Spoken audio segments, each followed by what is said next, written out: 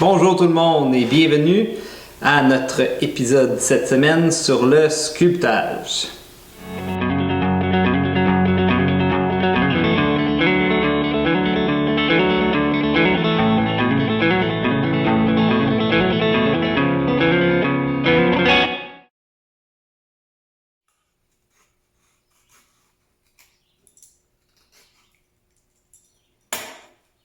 La sculpture.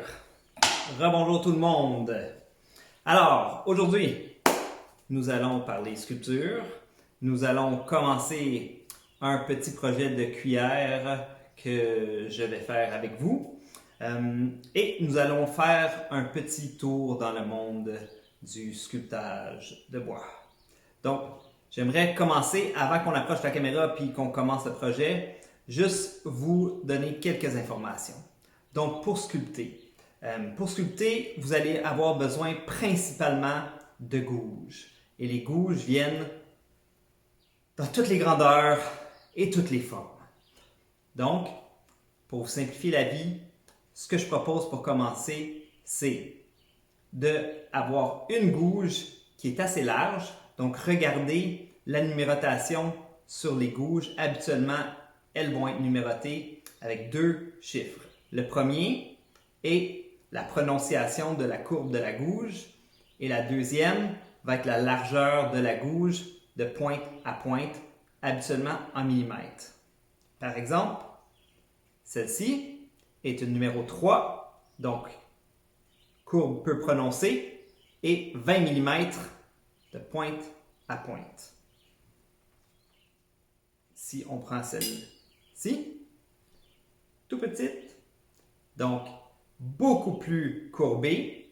Donc, la courbe est indiquée ici numéro 9 et 5 pour 5 mm de pointe à pointe.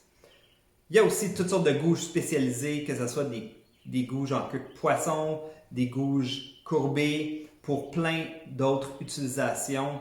Une fois que vous allez développer des habiletés et que vous aimez ça sculpter, je suis certain que vous allez être intéressé dans toutes ces autres variétés de gouges-là. Mais aujourd'hui, on va rester avec les outils de base.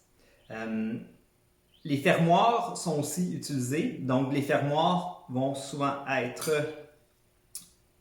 les outils qui ressemblent un peu à des ciseaux à bois, qui vont être utilisés pour aplanir les surfaces ou même dégrossir parfois ou faire des couples en angle. Et un des outils les plus importants. Donc, si vous seriez à vous équiper pour commencer à faire la sculpture, moi, ce que je vous propose, c'est un burin, qui est cet outil en V que j'ai mentionné lors du vidéo sur l'affûtage des gouges de sculptage. Et je vous présente comment l'affûter. Puis, cet outil va être utilisé pour délimiter toutes vos lignes dans votre croquis ou votre dessin et aussi pour faire des couples, comme vous l'avez deviné, en V. Donc, outil très important à procurer, c'est un peu votre crayon lors de la sculpture. Voilà. Pour ce qui est des styles de sculpture, je vais vous les séparer en 3 catégories. Donc, bien évidemment, on a la sculpture sur un plan élevé. Donc, on va éliminer le contour de notre motif, puis notre motif va être en haut relief. On va avoir la sculpture en bas relief, qui va être de sculpter dans votre planche ou votre pièce de bois et laisser le contour à une hauteur plus haute. Puis, on va avoir la sculpture en 3 dimensions. Donc, c'est vraiment de sculpter sur tout le contour d'une pièce. Alors, je vais approcher la caméra et nous allons commencer le projet tout de suite. Bon, on est installé. Alors, voici la cuillère que je vais sculpter aujourd'hui. N'oubliez pas, moi, je recommande tout le temps de se fabriquer un gabarit. Afin d'avoir vraiment une cuillère qui va être identique de chaque côté. Donc, de faire un motif et de le déposer pour le tracer et ensuite juste le tourner et tracer l'autre moitié va faire en sorte que votre cuillère va être équilibrée et identique de chaque côté. Par la suite, prenez le temps de vraiment bien dessiner votre motif. Moi, je suis loin d'être bon avec un crayon, mais au moins quelque chose du genre qui va faire en sorte que vous allez savoir exactement où passer le burin et où travailler votre nivellation, vos niveaux. Okay? Donc, on va commencer par travailler avec le burin, ici, là, qui est l'outil en V. Puis, je vais commencer par... Désolé. Puis, je vais commencer par passer sur toutes les lignes de mon dessin ici. Donc, avec les outils de sculpture, il y a aussi la possibilité d'utiliser un maillet qui peut être, selon moi, utile pour deux raisons. La première, lors du dégrossissement, puis quand on va enlever beaucoup de matériel, surtout dans les bois plus denses, aujourd'hui on travaille avec le tilleul, mais dans les circonstances qu'on travaille des bois plus denses, le maillet peut faire en sorte qu'on peut enlever plus de matériel beaucoup plus facilement. Deuxièmement, le maillet s'utilise aussi pour faire des coupes beaucoup plus contrôlées. Donc, à retenir, première chose, peu importe l'outil de sculpture que vous utilisez, règle générale, la plupart du temps, le positionnement des mains va être pareil. Donc, si vous êtes droitier, comme moi, la main gauche vient tenir la partie métallique de votre gouge ou de votre ciseau avec un petit débordement sur le manche et votre main droite qui, elle, pousse, va se poser sur le bout du manche. Donc, vous avez une main, la main droite qui pousse et la main gauche sur la partie métallique qui contrôle, okay, qui va contrôler vos coupes. Puis, afin de... on va utiliser la main gauche pour pivoter, mais on va aussi l'utiliser pour arrêter nos coupes. Puis pour pouvoir bien avoir un contrôle sur la longueur de notre coupe, votre main gauche doit faire contact avec la surface sur laquelle vous travaillez. Okay? Donc, soit la surface sur laquelle vous travaillez ou soit l'établi, mais votre main doit être déposée en quelque part. Puis c'est grâce à ce contact-là que vous allez pouvoir bien contrôler sans glisser et aller trop loin. Okay? Donc, cette cuillère, je vais toujours commencer par faire la partie sculpture. OK? Donc, s'il y a des élévations, je vais les faire avant d'aller à la serre ruban pour faire la découpe. Donc, faire la sculpture. Donc, ici, je vais faire la feuille. Puis aussi creuser le bol. Donc, habituellement, s'il n'y a pas de motif sur une cuillère, je vous propose de toujours creuser votre bol avant d'aller couper votre forme de cuillère parce que vous pouvez bien vous rentrer dans un étau et y aller avec un maillet ou même si c'est avec votre main, mais juste faire des passes plus agressives tout en ayant la pièce bien sécurisée dans un étau. Donc, pour commencer, vous pouvez commencer à une pointe, puis si c'est votre première fois ou parmi les premières fois, je vous propose de vous amuser sur un morceau de tilleul avant. Puis, dans des situations où vous avez par exemple, si je viens faire ici, là, ces courbes-là, vous pouvez aussi utiliser le maillet et tenir le maillet par la tête et non par le manche. Le maillet va offrir à vos coupes beaucoup plus de contrôle. OK? Donc, si je pars avec mon maillet, puis je fais juste des petits coups. Je vais pouvoir bien suivre toutes les lignes en gardant le meilleur des contrôles. Puis, par la suite, vous pouvez aussi donner des plus gros coups, puis ça va vous faire avancer plus vite. Donc, le maillet peut vous offrir beaucoup de contrôle, mais dans un dessin de ce genre-là, dans le tilleul, moi, je préfère y aller à la main libre. Donc, on commence. Puis, c'est certain que les gouges, vous devez faire attention. Mais pas juste attention, c'est ça qui va... La direction du grain, c'est ça dont je veux parler. La direction du grain, c'est certain que c'est elle qui va structurer ou décider pour vous la façon dont vous allez passer ou faire votre coupe. Donc, pour la sculpture, c'est certain que c'est un grand avantage de pouvoir travailler de la main droite et de la main gauche. Sinon, si vous commencez une coupe, puis vous devez à chaque fois sortir votre pièce puis la tourner, c'est certain que ça prend plus de temps, puis ça devient un peu chiant. Donc, de pouvoir changer de main pour venir faire des coupes avec le grain va être une grande avantage.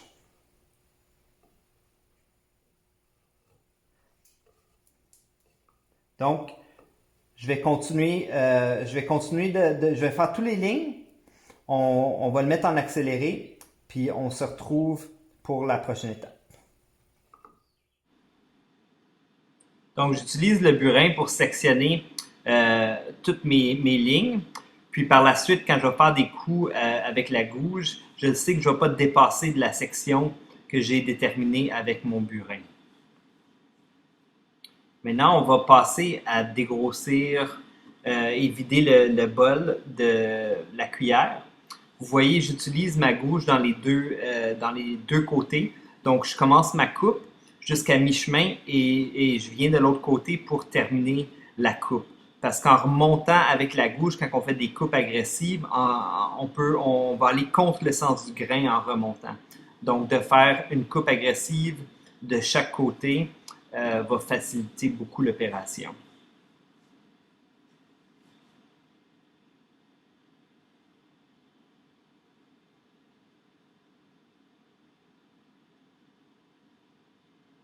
Prenez plaisir de sculpter avec le tilleul parce que ça se fait bien, ça se fait vite, on peut enlever beaucoup de matériel. Vous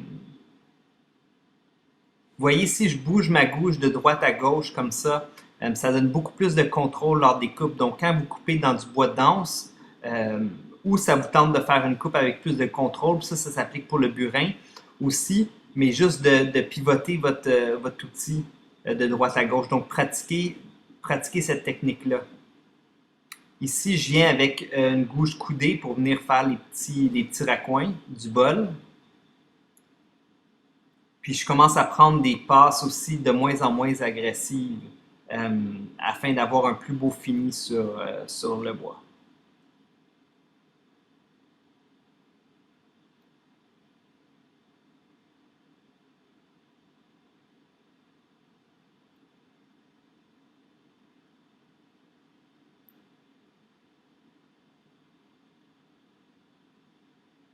Il faut savoir aussi quand arrêter, si vous allez trop loin et vous passez trop de temps à essayer de l'avoir parfait, il ne va plus rester de place au sablage si vous désirez sabler votre pièce.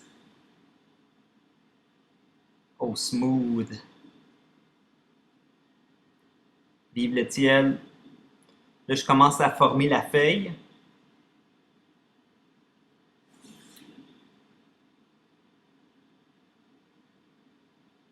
Donc, j'utilise la gouge pour créer un V au centre où est-ce que j'ai utilisé mon burin. Puis, tu vois, je reviens avec le burin pour créer une ligne de référence encore plus profonde. Là, j'ai pris un fermoir. Puis, juste pour enlever l'angle que j'ai créé, commencer à arrondir.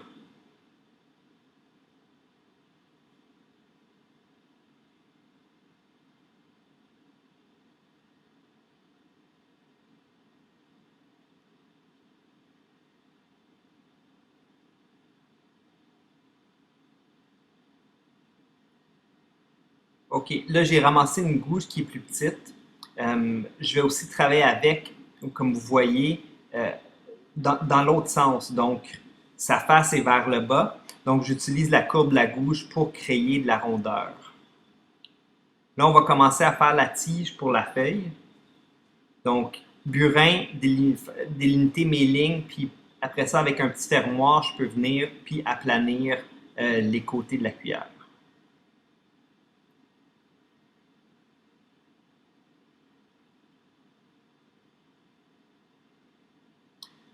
Comme vous pouvez voir, je suis allé à la serre ruban.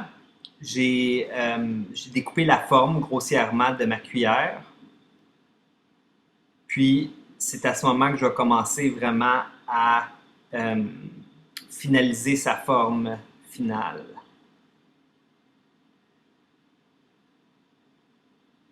C'est pour ça, regarde, vous voyez, c'est difficile à se clamper dans le fond dans un étau une fois qu'il est formé. C'est pour ça que videz les bols puis faites vos sculptures euh, avant de vous couper à la serre ruban.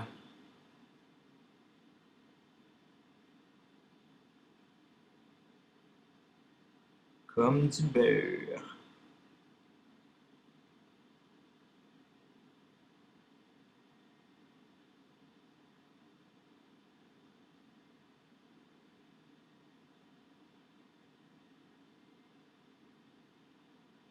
Là, je ramasse la gouge coudée, commence à créer la forme entre la poignée, le manche et le bout de la cuillère. Là, je veux faire ma petite touche que j'aime bien faire sur mes cuillères. Je trouve que ça, esthétiquement, c'est super beau. Puis ça renforce aussi dans le fond, la partie la plus faible d'une cuillère ou d'une spatule. Donc, je vais créer une ligne droite, puis je vais me fier sur cette ligne-là pour commencer à former cette forme-là.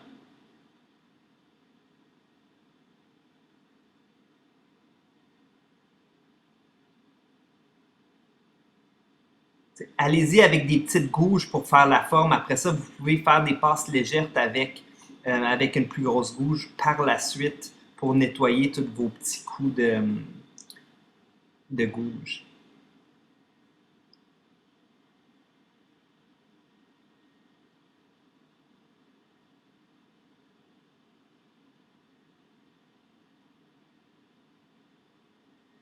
Commencez à arrondir le manche un peu. Vous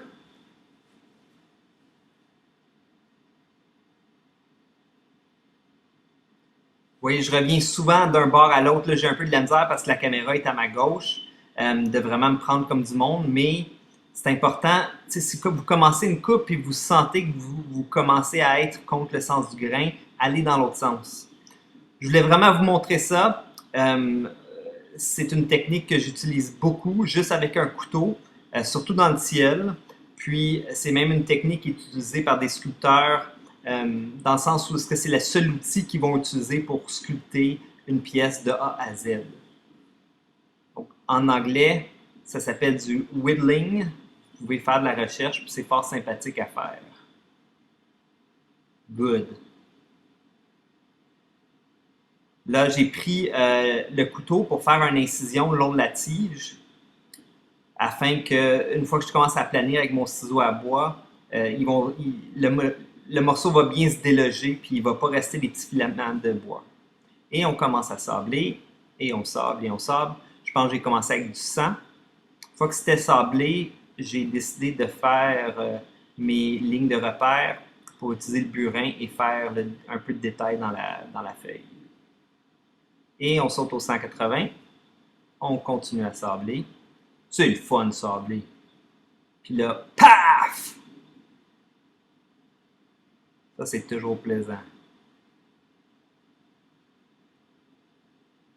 Mettre un peu d'huile polymérisée. Et voilà, c'est fait de toute beauté. C'est tout pour la vidéo d'aujourd'hui sur le sculptage. J'espère que vous avez apprécié. Maintenant, je dois quitter et ramasser tous les copeaux que j'ai créés par terre. Alors, je vous souhaite une belle journée et surtout, bon sculptage.